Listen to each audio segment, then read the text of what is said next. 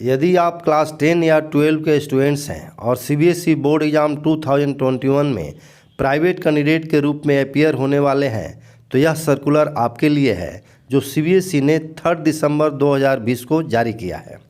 इसमें लिखा है कि जो आपका लास्ट डेट था फॉर्म भरने का क्लास 10 और 12 दोनों के लिए वह था 11 नवंबर 2020 नॉर्मल फ़ी के साथ, और लेट फ़ी के साथ जो लास्ट डेट था वह था 21 नवंबर 2020।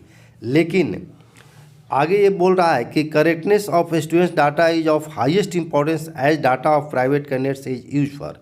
आपके द्वारा जो भरा हुआ डाटा है उसका करेक्ट होना इसलिए ज़रूरी है क्योंकि उसी डाटा का यूज करके सीबीएसई एडमिट कार्ड और आपका मार्कशीट सर्टिफिकेट इशू करेगा।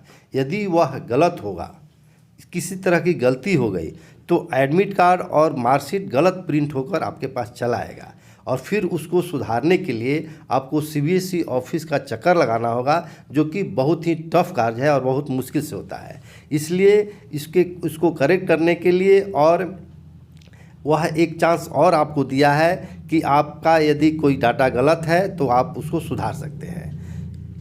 आगे है कि submission of examination form by left out candidates and correctness in data by the candidates already submitted examination form. यानी यह 2 वर्क के लिए आपको अलाउ किया है और आप उसका जो ऑनलाइन जो लिंक है उसमें 2 तरह का आप कार्य कर सकते हैं। पहला है कि आप यदि फॉर्म नहीं भरे हैं तो आप फिर से फॉर्म भर सकते हैं। किसी तरह से किसी कारणवश आप फॉर्म नहीं भर पाए होंगे तो आपके लिए डेट है 5 दिसंबर 2020 से लेकर 9 दिसंबर 2020 तक आप फ्रेश फॉर्म भर सकते हैं। और यदि आप फॉर्म भर चुके हैं और किसी तरह का उसमें कोई गलती हो गई है तो आपके लिए जो डेट दिया है सीबीएसई वह है 10 दिसंबर 2020 से लेकर 14 दिसंबर 2020 तक आप अपने डाटा को सुधार सकते हैं।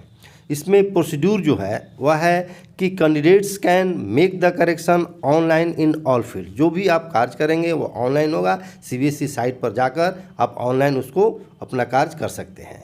सेकेंड पॉइंट है applicant will be able to apply only for subjects which are auto generated in the system. यानी जो भी सॉफ्टवेयर में आपका जो सब्जेक्ट जनरेट होगा अलाउ करेगा उसी सब्जेक्ट से आप अपीयर हो सकते हैं, उसी सब्जेक्ट से आप फॉर्म भर सकते हैं। Fresh roll number will be allotted by the board for the candidates appearing 2021। जो भी आप एग्ज़ाम देंगे 2021 में उस एग्ज़ाम के लिए आपको fresh roll number CBSE issue करेगा। In no case the candidates will be allowed to appear with the previous years roll number. आपका जो प्रीवियस एग्जाम का रोल नंबर है उस रोल नंबर का यूज एग्जामिनेशन में नहीं करना है। Subject code should be chosen correctly. Subject जो भी आप फॉर्म भरेंगे उसका जो कोड है सीबीएसई साइट पर अवेलेबल है, उस कोड को देखकर सही कोड ही भरना है। Fresh application shall be accepted only with late fee. जो यदि आप फॉर्म नहीं भरे हैं और फ्रेश फॉर्म भरना चाहते हैं तो आपको लेट फी के साथ भरने के लिए सीबीएसई अलाउ करेगा।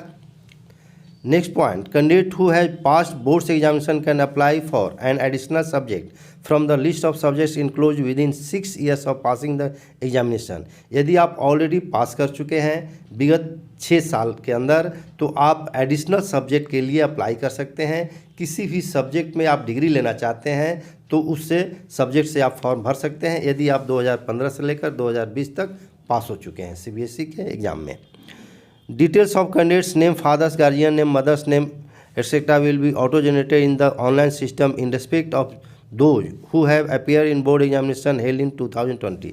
यदि आप 2020 के सीबीएसई एग्ज़ाम में अपीयर हो चुके हैं तो आपका जो भी डाटा है वह ऑटो जनरेटेड होगा, उसमें आपको कुछ नहीं करना है। लेकिन उससे पहले 2019 या उससे पहले एग्ज़ाम में आप अपीयर हुए थे और अभी आप एग्ज़ाम में अपीयर होने जा रहे हैं 2021 में, तो आपको ये सारा इन्फॉर्मेशन भरना होगा।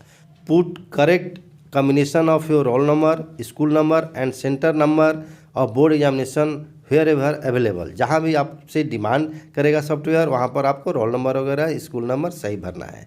इन case wrong details will be fill the application will be process and error message will be displayed. यदि आप रॉन्ग इन्फॉर्मेशन भरते हैं तो सॉफ्टवेयर वहाँ पर एरर शो करेगा और फिर से आपको सही भरना होगा। For candidates of class 10 internal assessment marks obtain in previous examination will be carried over and the candidates of class 12 the practical marks will carry forward. सबसे इम्पॉर्टेंट पॉइंट, जिस पॉइंट को लेकर जिस जानकारी के लिए बच्चे बार बार फ़ोन करते हैं और कमेंट बॉक्स में भी पूछते हैं कि सर प्रैक्टिकल का क्या होगा। उसको यह स्पष्ट कर दिया कि क्लास 10th का जो स्टूडेंट्स है उसका इंटरनल असेसमेंट, प्रीवियस एग्ज़ाम का जो इंटरनल असेसमेंट है वही कैरी फॉरवर्ड होगा, और क्लास 12 के जो स्टूडेंट्स हैं, कैंडिडेट्स हैं, उनका जो प्रैक्टिकल मार्क्स होगा वह प्रीवियस प्रैक्टिकल मार्क्स ही कैरी फॉरवर्ड होगा। इस बात को आप लोग स्पष्ट समझ लीजिए। अब आपके पास कोई कन्फ्यूजन नहीं होना चाहिए कि जो भी आपका प्रीवियस प्रैक्टिकल मार्क्स है वही मार्क्स CBSE अलॉट करेगा।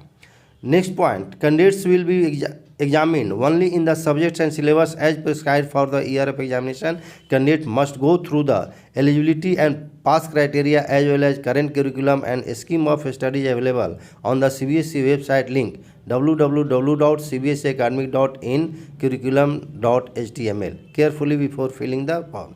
यह भी बहुत ही इंपॉर्टेंट पॉइंट है। इसके लिए भी बच्चे बार बार पूछते हैं कि सर मेरा सिलेबस क्या होगा, पास क्राइटेरिया क्या होगा। तो जिस सेशन में आप एग्ज़ाम दिए थे उसको आप भूल जाइए। जो करेंट जो एग्ज़ाम होगा 2021 में, इसका जो सेशन है 2020-21 और CBSE द्वारा 2020-21 सेशन में जो भी प्रिस्क्राइब्ड सिलेबस है, इसी सिलेबस के अनुसार आपका एग्ज़ाम में क्वेश्चन पूछा जाएगा। तो जैसा कि मालूम है आपको, कोविड-19 के चलते यह सिलेबस में बहुत सारा उसका डिलीटेड चैप्टर किया गया है। तो उस चैप्टर को छोड़कर आप साइट पर जाइए और जो भी अवेलेबल सिलेबस है करेंट सेशन में, इसी जो सिलेबस को आपको फॉलो करना है और इसी के अनुसार क्वेश्चन आएगा। तो यह भी आप स्पष्ट हो गया इस पॉइंट से कि आपको सिलेबस करेंट ईयर का ही फॉलो करना है, और पासिंग क्राइटेरिया जो भी रूल रेगुलेशन है वो करेंट सेशन का ही होगा, प्रीवियस सेशन से कोई आपको मतलब नहीं है। Private candidates cannot take subjects which have laboratory practice involved. However, women private candidate can offer home science with practical। यानी आप उस सब्जेक्ट को प्राइवेट कैंडिडेट के रूप में नहीं चूज कर सकते हैं जिसमें लैब है, लेकिन वोमेन के लिए सिर्फ होम साइंस अलाउ है। कैंडिडेट्स विथ विजुअल इम्पेयरमेंट, यह तो विजुअल इम्पेयरमेंट के लिए है। Next point, board issue marksheet come certificate in getting marks obtained in each subject separately. No aggregate score percentage is mentioned by the board. Candidate who take 6-7 subjects can and pass in all 6-7 subjects. The percentage is to be calculated according to the norms of college institution in which the candidate is seeking admission। यानी आपका जो subject wise marks है वह indicate रहेगा आपके certificate पर, लेकिन कोई भी टोटल या एग्रीगेट नहीं दिया रहेगा। जो भी परसेंटेज कैलकुलेट करना है, तो जो रूल है उसके अनुसार आपको परसेंटेज कैलकुलेट करना होगा, चाहे आप 6 सब्जेक्ट में हो या 7 सब्जेक्ट में हो। जो प्रेजेंट जो सर्कुलर है उसके अनुसार आपको बेस्ट 5 सब्जेक्ट, यदि आप 6 और 7 सब्जेक्ट लिए हैं सभी में पास है, तो बेस्ट 5 जिसमें हाईएस्ट मार्क्स है उसी को लेकर आपका परसेंटेज कैलकुलेट किया जाता है। Applicant can fill only one application for in case your application is already submitted, you will not be allowed to apply again under any other category. यदि आप किसी कैटेगरी में ऑलरेडी फॉर्म भर चुके हैं तो दूसरे कैटेगरी में आप फॉर्म नहीं भर सकते हैं। Applicant will be required to provide correct postal address. Postal address आपको सही देना है, क्योंकि उसी एड्रेस पर आपका एडमिट कार्ड या आपका जो सर्टिफिकेट मार्कशीट आएगा। Applicant will be required to select district of examination centre carefully. जो भी आप डिस्ट्रिक्ट चूज करेंगे उसी डिस्ट्रिक्ट में आपका सेंटर होगा। Payment should be made from either your own account, debit credit card, और any of your parent sibling account, debit credit card, so that in the event of any refund the same reaches you and no one else। यानी कि आपको जो भी payment करना है अपने आप ATM से या डेबिट कार्ड क्रेडिट कार्ड से कीजिए या अपने पेरेंट्स से, क्योंकि किसी केस में यदि रिफंडेबल हो तो आपके जो ATM कार्ड जो होगा, जो अकाउंट होगा उसी में होगा। यदि किसी दूसरे से करेंगे तो जो रिफंड होगा उसके अकाउंट में चला जाएगा। Applicant needs to upload a scan file of their photo and signature on exceeding 40 KB, यानी 40 KB साइज में आपको फोटोग्राफ अपलोड करना है। Care should be taken for indicating the subject code against languages as there is more than one type of courses for language medium code is not required. यानी आपको जो language है, जैसा कि आपको इंग्लिश 12 में इंग्लिश कोर है, language है, लिटरेचर है, या और सब्जेक्ट कोर्स ए है, कोर्स बी है 10th के लिए, तो इसका जो कोड है वो सावधानीपूर्वक आप भरेंगे। ऐसा ना हो कि कोर्स ए लेकर आप पढ़ रहे हैं और बी का कोड भर दें।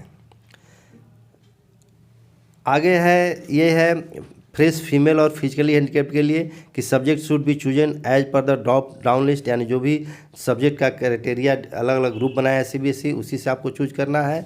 and marks obtained theory examination will be converted to be out of 100 marks through computer programming. The computed marks will be added in theory marks. यानी आपका जो थ्योरी पेपर होता है 80 मार्क्स का, उसमें जो आप मार्क्स लाते हैं वही परसेंटेज के अनुसार उसको 100 में कन्वर्ट कर दिया जाता है। तो स्टूडेंट्स, सीबीएसई ने आपको एक और मौका दिया। यदि किसी तरह का करेक्शन है या फॉर्म भरना है तो आप अपना काम कर सकते हैं, और सारे पॉइंट को हमने एक्सप्लेन किया। उम्मीद है आपको सारा पॉइंट समझ में आ गया होगा। आपका जो भी क्वेरी है वो उसका आंसर मिल गया होगा। फिर भी यदि किसी तरह का कोई डाउट है, किसी तरह का आपका कोई क्वेश्चन है, तो आप कमेंट बॉक्स में आप तुरंत लिखिए। हम लोग जितना जल्दी हो सके कोशिश करते हैं कि आपके द्वारा पूछे गए क्वेश्चन को हम जवाब दे दें। तो आप जो भी प्रॉब्लम है उसको पूछ सकते हैं। तो मिलते हैं नेक्स्ट वीडियो में नए इन्फॉर्मेशन के साथ। Thank you.